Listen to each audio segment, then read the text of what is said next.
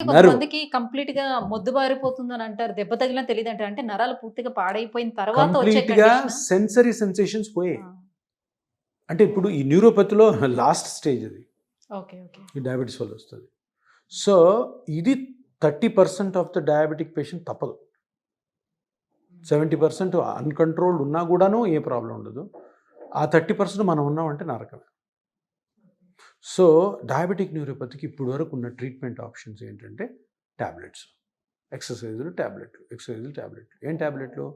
Anti neuropathic tablets అంటారు. ప్రిగాబలిన్, గాబాపెంటిన్, నార్ట్రిప్టిలిన్, అమిట్రిప్టిలిన్. ఇంతే ఇవే ఉండేది మందు.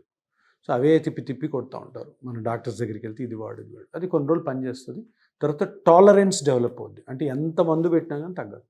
వీళ్ళు ఏం చేస్తారు పాపం పేషెంట్స్ ఆపేస్తారు. అట్లాగే సఫర్ అవుతా ఉంటారు.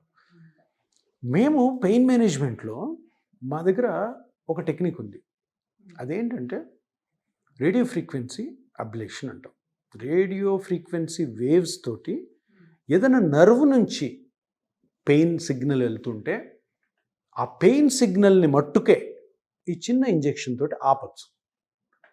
సో, ఇప్పుడు అరికాల్లో మంట ఉంది. అంటే అర్థం ఏంటి? అరికాల్లో నర్వ్స్ డ్యామేజ్ అయినాయి డయాబెటిస్ వల్ల.